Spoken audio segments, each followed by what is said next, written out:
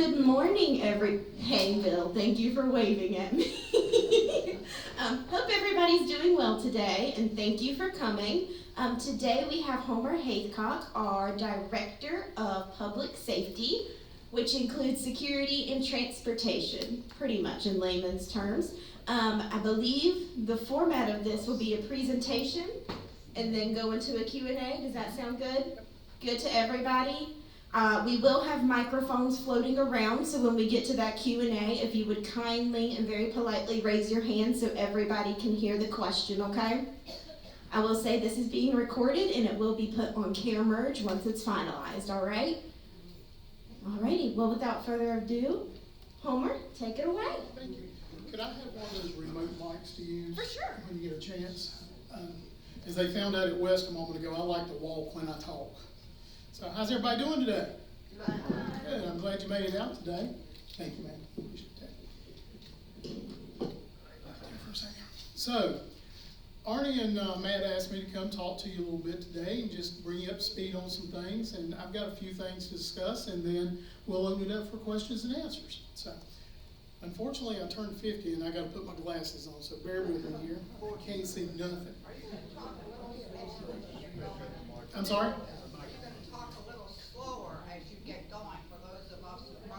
Yeah, no problem. No problem. And tell us your name. Okay, my name is Homer. I'm the Director of Public Safety and Support Services, so that means I handle your transportation also, or at least that's my responsibility. I actually have a manager on site here that actually takes care of your transportation for you. So, speaking of transportation, one of the things that I wanted to go over today, we've had several questions about, is the shuttle going over for meals to West Campus.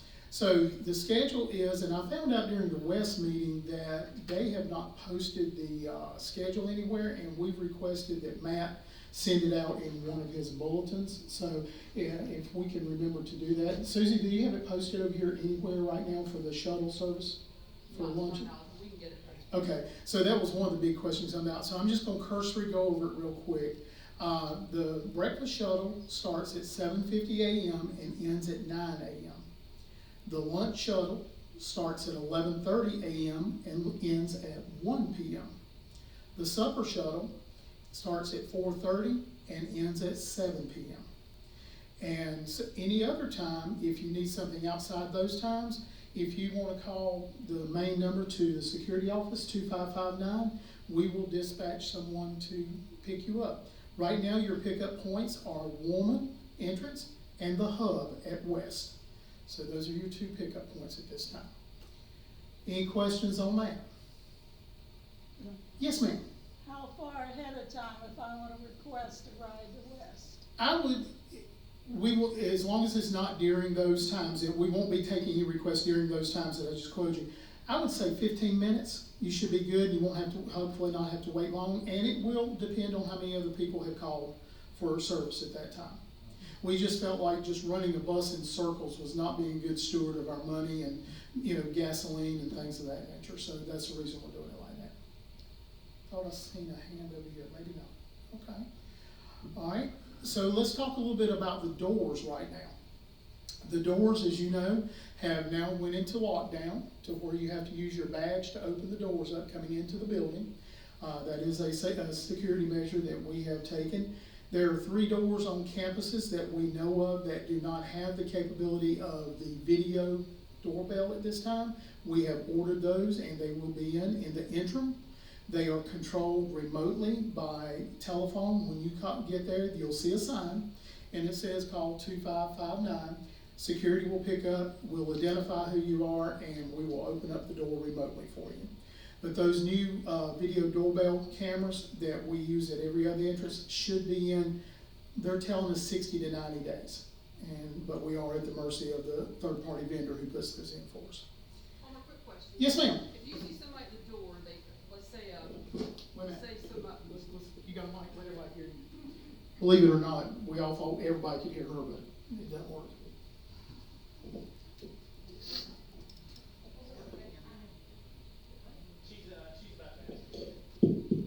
Okay, so if you see resident or family, like at the Woolman entrance, they're gonna let them in. What if it's somebody here looking for like HR department for a job? Are they sending them?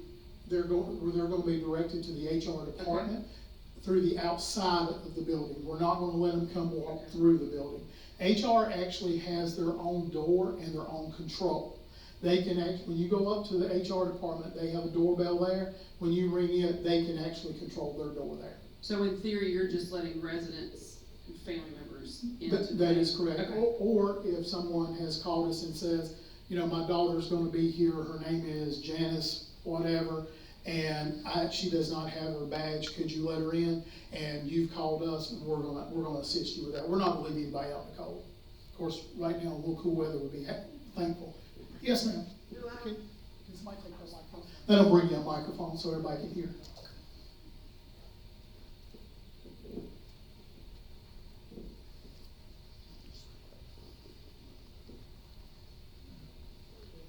Yes, ma'am. Do our badges work at West? Yes, ma'am. Okay.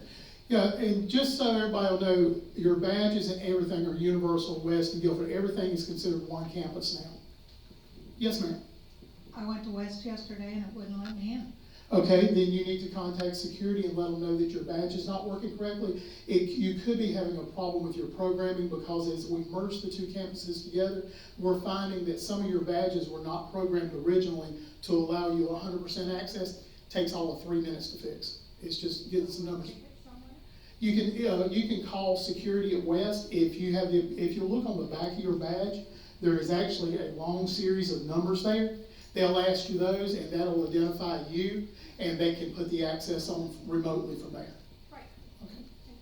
So just to clarify, if you go to West, by the way, hello everybody, I finally came. Yeah, Matt finally made it. Everybody, give him a round of applause. Somebody stopped me coming in about a grounds question, but if you go to West and your badge does not work, contact security Right, 2559. and let them know your name, and they can fix you right up. Yeah, they'll confirm the number on the back of your badge and go from there. Yes, ma'am. Just to let you know, I was at the hub with a group of 4 people, day before yesterday, and none of us could get in with our badge. So. Like I said, I think this is a widespread problem here. I don't disagree with you. And I think it originated in the original programming of badges years ago. And you were 2 separate campuses at that time. So this is part of the growing pains as we start identifying where we need to do to join the 2 campuses. So we can make it happen and it won't take long. Got a question right here. This young lady right here. There are no numbers on the back of my badge. Let's see.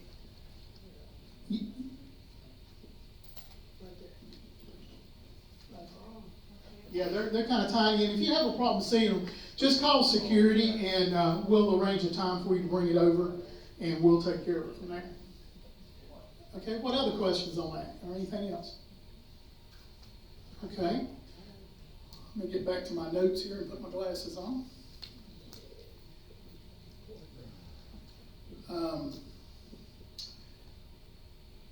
The vigil system is up and running well here, no problems at all. Yeah, so any other questions? I mean, really, I'm just here to kind of help you out, answer your questions. You know, some of the good facts that you haven't heard recently. We did purchase a new bus about 3 months ago. It's a 15-passenger with a handicap lift on it. So we'll be able to use it to take folks more and more places. Yes, ma'am, right here. How about deliveries from my pharmacy? Use the microphone. All right, so I get my medicine from Brown Gardner Drugs over in Lawndale. Yeah. And they deliver sometimes when I don't Mm-hmm. plan a trip over there. We let that person in to take my prescriptions up to Courtney. Yes, we will do that. That is part of the continuum as we're identifying the people that need to be able to be let in. Those are one-offs like that, but we do have a pharmacy that comes every day. So we do let them in also. Then you're going to have your UPS drivers, you're going to have your FedEx, people like that. They're still going to be able to gain access. It's just a controlled access so we know who's on our property. What else? Yes, sir. Angela, you gotta get some roller skates.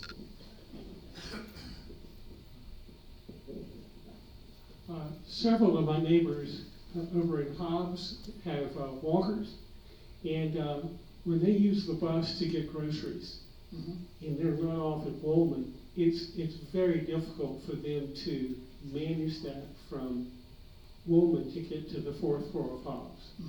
And I'd like you to consider working in a drop-off at Hobbs in the portico. Okay. I mean, it's on the same stretch anyway, but it's really, I don't know, it took my neighbor about 30 minutes to go from Woolman, get a basket, go back, get her walker, and she's walking very slow. Believe it or not, we're actually talking about that situation this time, and I believe Matt has a comment he wants to make on it.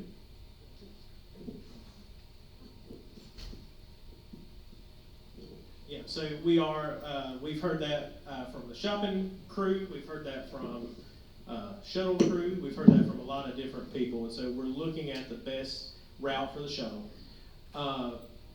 What I am asking, if you will, bear with us until we get the bridge open, because that really will give us a chance to see truly how quickly we can get between the two, especially for things that involve everybody. So everybody's going shopping, that way we can be efficient with that, because the last thing we want, and I've shared this with several people, is to add a stop at Hobbs, stop at the townhomes, a stop at the future villas, a stop at a different entrance at West, and then all of a sudden we've added an hour to the shuttle, or to the bus, to the whole route. So the short answer to that is, once the bridge opens, Homer and I have Homer's tracking ridership on all of those outings, the shuttle, and we're evaluating stops, and Hobbs is the top of my list for evaluation, because that's the one I hear the most.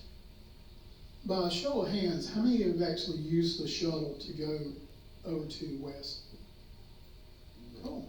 That's awesome. That's awesome.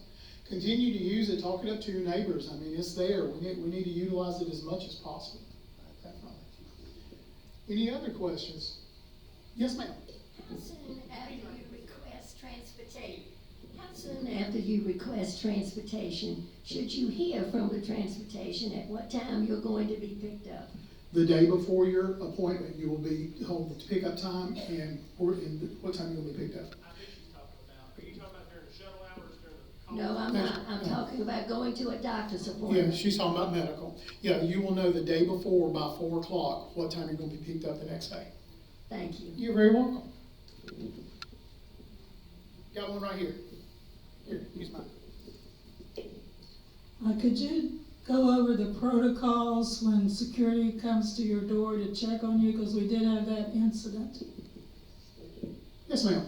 If we have a reason to come check on you, whether someone requests a welfare check or you've not done your visual check-in that day or something of that nature, we try to call on the phone first. If we do not get an answer, then we dispatch a security officer. Once the security officer gets there, he or she knocks on the door or rings the doorbell. If no answer, then we radio back to communications that we've had no answer, and then we make entry at that time. We walk through the common areas of the residence, we look inside the closet to make sure no one's in there, and then we go back out. And then we radio communications and let them know we're out at the time when we're done. Any other questions? Oh, we got one right here, Nick. Got one right here. Yes, ma'am. I'm sorry, but I'm confused about which doors and lockdowns and stuff you're referring to. Okay, I can help you out with that. Any door that comes in from the outside should be locked at this time, and the only way you should be able to get in the building is if we allow you in through the remote portal or if you use your badge. This discourages anybody from the outside coming in. Matt? Yeah, all outside doors are locked. Yep. And I want to add, Nancy Glenn shared with me, the newest reader, the one that's at the door between Woolman and Hobbs, between the main entrance, you have to really get that badge up underneath that cover. Because I was one who, I kept texting Homer, I said, this is not working, and Nancy finally told me it does. You just have to really make sure you get it up towards the top of that reader. Yeah, because there's a weather cover over it. That's what it is. And I believe there was a young lady right over here, Angela. She's bringing you the microphone right now. Yes, ma'am. Regarding the hours of transportation. Oh, regarding the hours of transportation, it says here, from transportation operational hours are from 8 to 5 p.m. That's on the request. Yes, ma'am. Because I have a 7:30 flight to take next month from PTI, I called and talked to Johnny, and he said, oh, we can pick you up. Yeah, And we'll try to accommodate you as much as possible, but that's when we're actually staffed. I'll just have to bring somebody in to That's help. when the office is open, yeah. The 8 to 5. Well, it's dispatched out of security, so out of the security dispatch. But that's when our drivers' work is usually from 8 a.m. to 5 p.m. But if you have a one-off that we need to take you to the airport or to an early x-ray or something like that, we're gonna work it out for you. Great, thank Yeah, you. You're welcome. I can relax. Yeah, you can relax now and enjoy your flight. Right over here.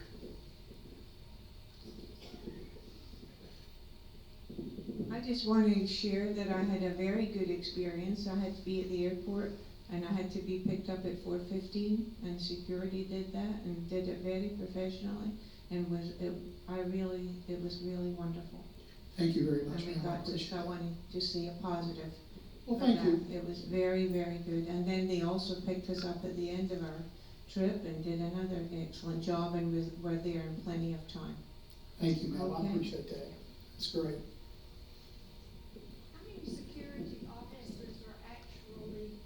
How many security officers are actually making rounds on our campus? When you say our campus, our campus is Friends Homes, okay? I just wanna make that clear when I give you my answer, okay? Okay, then my question is. Yes, How many for the Gilbert campus? I do not answer that question, and I'm gonna tell you why.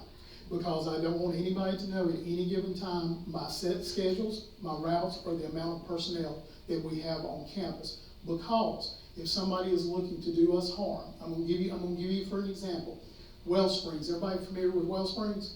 A few years back, they had a couple that was robbed in their house, okay?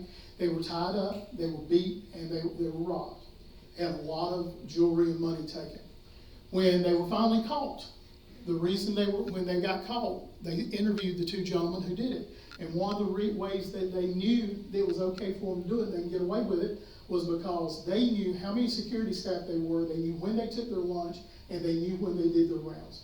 They took an opportunity during the gap that was there, and they went in and did the robbery. So to answer your question, you have an adequate amount plus, okay, in my opinion. You have more than is really needed to cover, but Friends Homes has come and said, we want X amount, and that's what we give them, and it's a great deal. Any other questions? Yes, sir. Larry, she's getting the mic for you.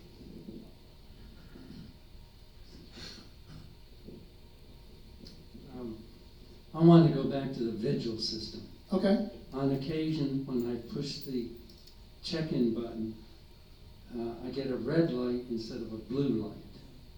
What does that mean? Because it feels to me like I'm not checking in properly.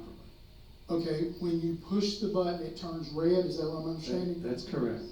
Usually it turns blue. Occasionally it turns red, and I sometimes have had a follow-up as if I did not get through it. Something didn't work. I'm gonna defer to Susie on this one. The reason being is because this is a Friends Home system they put in. When it turns red, I'm assuming that means it didn't communicate, correct?